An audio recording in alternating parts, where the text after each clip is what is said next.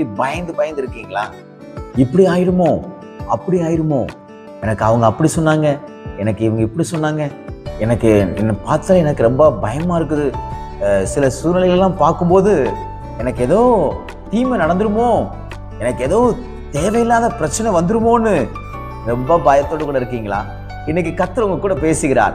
நீதிமொழியின் புஸ்தகம் 12ஆம் அதிகாரம் 21வது வார்த்தை இப்படியாக சொல்லுகிறது, நீதிமானுக்கு ஒரு கேடும் வராது. ஒரு கேடும் வராது.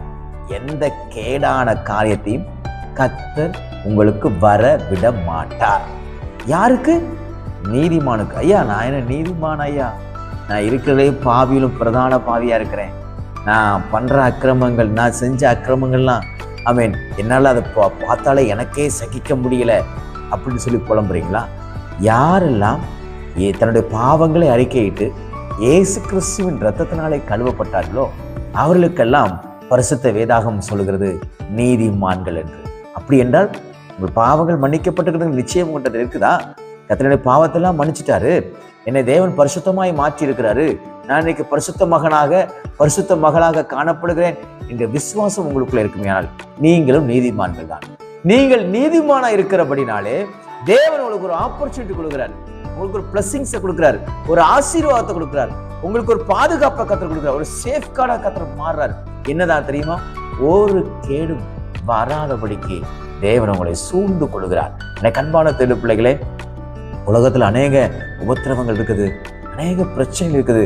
மனுஷங்க நமக்கு தீமை செய்யணும், நமக்கு நன்மை நடக்கக்கூடாதுன்னு சொல்லி அநேக தீங்கு செய்யறதுக்கு முயற்சி பண்றாங்க. ஆனா கர்த்தர் பாருங்க, அந்த தீமை எல்லாவற்றையும் கர்த்தர் நன்மையாய் மாற்றுவார். உங்களுக்கு எந்த கேடும் வராது. ஆமென். சாபம் உங்களுக்கு வராது. ஆமென். எந்த விதமான இக்கட்டான ஒரு சூழ்நிலையும் உங்களுக்கு வராது.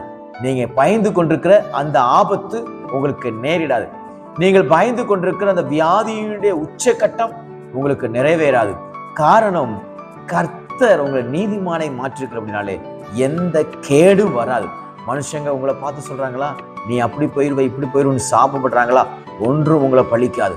உங்களை பிள்ளைகளை குறிச்சு கேடு வந்துருமோ என் பிள்ளைகளுக்கு நினைக்கிறீங்களா? வராது. கர்த்தர் பிள்ளைகளை பாதுகாப்பார், உங்கள் கணவனை பாதுகாப்பார், உங்கள் மனைவியை பாதுகாப்பார். பயப்படாதீங்க, தைரியமா இருங்க. கர்த்தர் எனக்கு எந்த விதமான கேடு வராதபடிக்கு தேவன் பாதுகாப்பார் என்ற ஒரு விசுவாசத்தோடு வாழுங்கள். கர்த்தர் உங்களை பாதுகாத்து உங்களை பராமரித்து உங்கள் தேவைகளையும் கர்த்தர் சந்தித்து அற்புதமாய் ஆச்சரியமாய் நடத்துவாராக. நாள் உங்களுக்கு ஒரு அற்புதத்தின் நாளாக தேவன் மாற்றி கொடுப்பாராங்க. God bless you.